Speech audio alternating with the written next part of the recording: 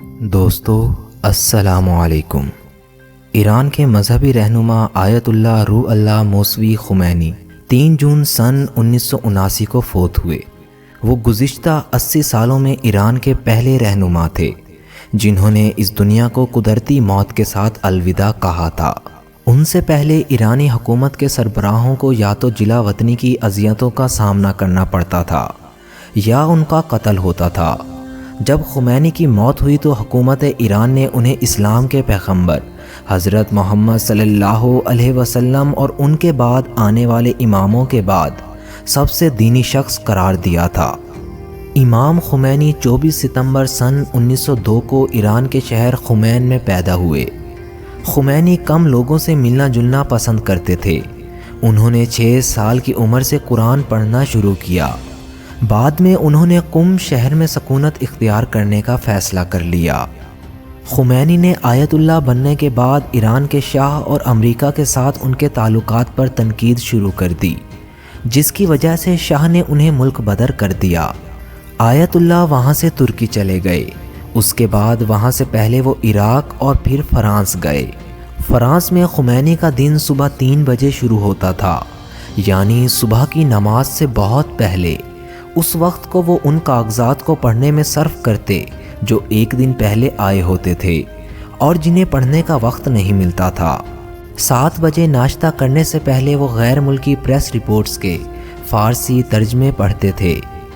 باقر معین اپنی کتاب Khomeini the life of آیت اللہ میں لکھتے ہیں کہ اگلے 3 گھنٹے وہ ایران کی تازہ ترین خبروں اور اپنے ذاتی معاملات پر غور و فکر کرتے تھے۔ 10 بجے سے 12 بجے تک وہ عبادت کرتے تھے۔ کھانے کے بعد دن میں 1 گھنٹے کا قیلولہ کرتے تھے۔ 3 بجے کے بعد 2 گھنٹے سیاسی کام کرتے تھے۔ دن میں جب بھی وقت ملتا تھا آس پاس کے گاؤں کی سیر کرنے نکل جاتے تھے۔ فرانس میں فراہم کردہ حکومتی سیکیورٹی کی وجہ سے ایسا بہت کم ہوتا تھا کہ وہ تنہا باہر سیر کے لیے نکل سکے ہوں۔ ان کا دن 9 بجے ختم ہوتا تھا، پھر وہ اپنے گھر والوں کے ساتھ رات کا کھانا تناول فرماتے تھے۔ اس کے بعد وہ غیر ملکی ریڈیو اسٹیشنوں کا خصوصاً BBC کی فارسی سروس کی ریکارڈنگ سنتے تھے۔ وہ سب سے زیادہ اس وقت خوش ہوتے تھے جب وہ اپنے پوتوں اور نواسوں کے ساتھ کھیلتے ہوتے تھے۔ اسلامی معاشرے میں خواتین کے کردار کے بارے میں ان کے خیالات کچھ بھی ہوں، خمینی ہمیشہ اپنی اہلیہ اور خاندان کے لیے وقف تھے۔ ان کی بیٹی نے ایک بار ایک ایرانی ٹیلی ویژن کو بتایا کہ انہوں نے کبھی ہماری ماں سے پانی کا گلاس لانے کو بھی نہیں کہا۔ ایران میں سن 1979 کے اوائل میں جو افراتفری پھیل گئی تھی، اس کی وجہ سے معیشت ٹوٹ پھوٹ کا شکار تھی۔ تیل کی پیداوار شدید متاثر ہوئی تھی اور ملک کا دارالحکومت تہران بائیں بازو اور دائیں بازو کے درمیان خون ریز لڑائیوں کا مشاہدہ کر رہا تھا۔ اس دور میں ایران کے شاہ کو اقتدار سے ہٹانا خمینی کی ایک بڑی سیاسی کامیابی تھی۔ جب ایران میں انقلاب برپا ہوا تو مغربی ممالک کے لوگوں کو قطعی طور پر یقین نہیں آیا۔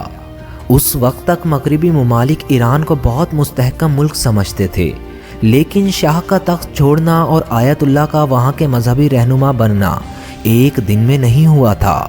شاہ کے زمانے میں ایران مغربی ممالک کے کیمپ میں تھا، جبکہ آیت اللہ کھل کر اس کی مخالفت کرتے تھے۔ اسی وجہ سے انہیں سن 1962 میں گرفتار کر لیا گیا تھا۔ اس گرفتاری نے انہیں ملک کا ہیرو بنا دیا تھا۔ وہ پہلے ترکی گئے، پھر عراق اور پھر فرانس میں رہنے لگے۔ یہاں قیام کے دوران وہ اپنے حامیوں پر زور دیتے رہے کہ وہ شاہ کو اقتدار سے نکال باہر کریں۔ سن 1979 کے آنے سے قبل ہی شاہ کی مقبولیت پورے ایران میں کم ہونے لگی۔ ہر طرف فساد پھیل گیا اور روزانہ ہڑتالیں اور مظاہرے ہونے لگے۔ دیکھتے ہی دیکھتے مظاہرے بڑھتے گئے اور شاہ نے ایران چھوڑنے کا فیصلہ کر لیا، لیکن وہ 16 جنوری تک تہران میں ہی رہے۔ شاہ اتنی دیر تک وہیں رہے کیونکہ وہ شاہی خزانے کا سارا یا کچھ حصہ اپنے ساتھ لے جانا چاہتے تھے۔ محمد ہیکل اپنی کتاب دی ریٹرن آف دی آیت اللہ میں لکھتے ہیں، در حقیقت وہ اپنے ساتھ وہ زیورات لے جانا چاہتے تھے جو انہوں نے اور ان کی بیوی نے اپنی تاج پوشی کے دن پہنے تھے۔ انہوں نے رائل گارڈز کی ٹولی کو کئی بار اس حکم کے ساتھ بینک بھیجا کہ وہ زبردستی شاہی تجوری کو کھلوانے کی کوشش کریں، لیکن وہ ہر بار خالی ہاتھ واپس آئے۔ شاہی تجوری کو حفاظتی اقدامات کے تحت زمین سے 20 میٹر نیچے بنایا گیا تھا۔ بینک کے اہلکار جو تجوری کھولنا جانتے تھے وہ غائب ہو گئے تھے۔ آخر شاہ کی جانب سے شاہی خزانے کو محفوظ رکھنے کے لیے جو احتیاطی تدابیر اختیار کی گئی تھیں وہ ان کے ہی خلاف گئیں اور انہیں ایران سے اپنے جواہرات کے بغیر جانا پڑا۔ ان جواہرات کو اس وقت 500 ارب ڈالر میں بیمہ کرایا گیا تھا۔ یہ خزانہ آج بھی ایران کے بینک میں محفوظ ہے۔ شاہ نے ایران سے اپنی روانگی کو اس طرح پیش کیا کہ وہ مصر کے سرکاری دورے پر جا رہے ہیں۔ دراصل وہ پہلے اردن جانا چاہتے تھے، لیکن اردن کے بادشاہ نے شائستگی سے ان کی درخواست مسترد کر دی۔ شاہ کا وفد سب سے پہلے دریائے نیل پر اسوان ریزورٹ پہنچا۔ وہاں بھی انہوں نے خود کو حکومت کے سربراہ کے طور پر پیش کیا۔ وہاں انہوں نے مصری صدر انور سادات کے ساتھ 3 روزہ سربراہی اجلاس کیا۔ وہاں انہوں نے سابق امریکی صدر جیرالڈ فورڈ سے بھی ملاقات کی۔ مصر میں 5 دن گزارنے کے بعد شاہ 22 جنوری کو مراکش کے دارالحکومت کے لیے روانہ ہو گئے۔ ان کا منصوبہ یہ تھا کہ وہ 5 دن وہاں گزاریں گے اور پھر امریکہ چلے جائیں گے، لیکن وہاں انہیں اپنے داماد اور امریکہ میں ایران کے سفیر کا پیغام ملا کہ امریکہ نے اپنا ارادہ بدل لیا ہے اور اب وہ ان کی میزبانی کے حق میں نہیں ہیں۔ 3 ہفتے بعد مراکش کے شاہ نے اپنے ADC کو ایران کے شاہ کے پاس یہ بتانے کے لیے بھیجا کہ وہ انہیں اپنے ملک میں سیاسی پناہ دینے کی مخلصانہ خواہش رکھتے ہیں، لیکن اب صورتحال بدل چکی ہے اور وہ چاہ کر بھی انہیں اپنے پاس نہیں رکھ سکتے۔ زندگی کے آخری دور میں مصر نے انہیں اپنے یہاں آنے کی اجازت دے دی۔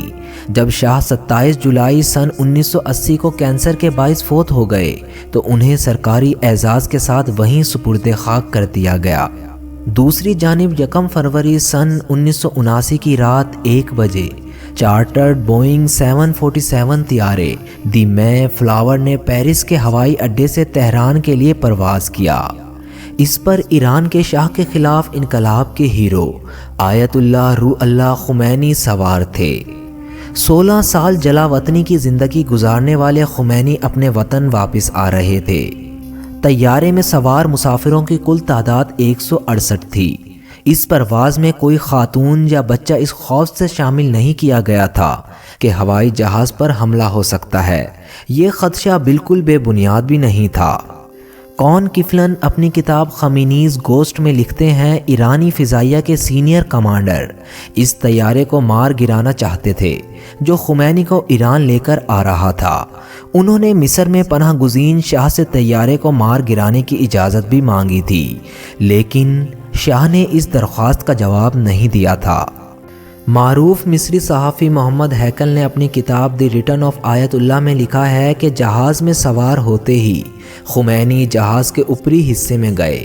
انہوں نے پہلے وضو کیا، نماز پڑھی اور کچھ دہی کھائی۔ اس کے بعد انہوں نے طیارے کے فرش پر توشک بچھوائی۔ ایئر فرانس کے 2 کمبل اوڑھ کر سونے چلے گئے۔ 2.5 گھنٹے سونے کے بعد انہوں نے پھر نماز پڑھی اور آملیٹ کا ناشتہ کیا۔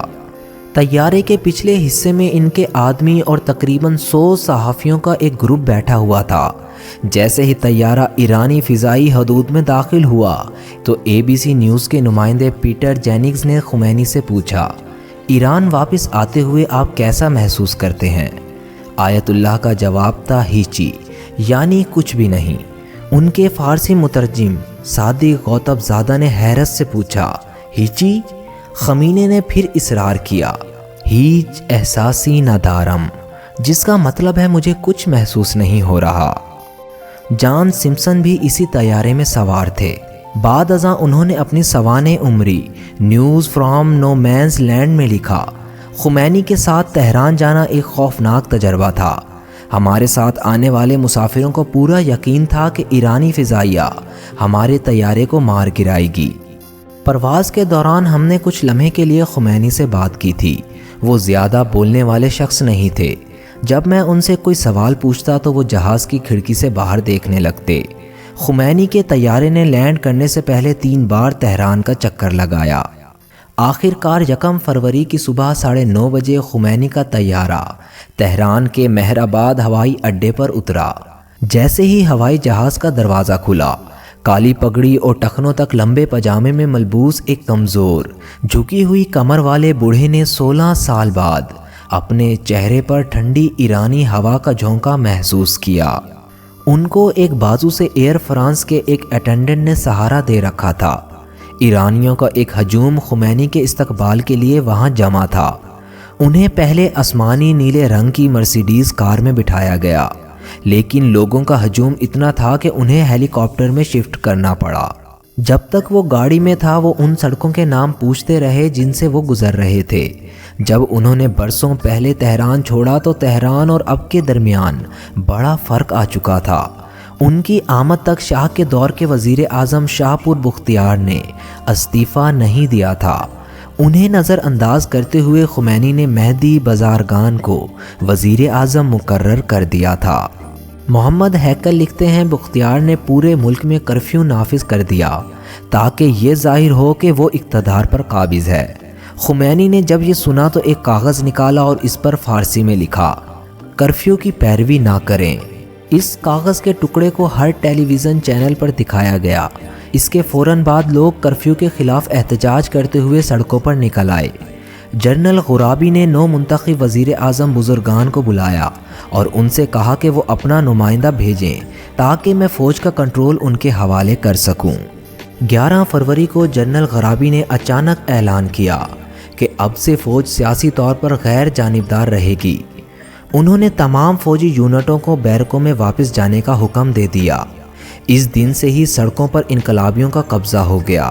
بختیار نے اپنا عہدہ چھوڑنے کا اعلان کیا اور روپوش ہو گئے۔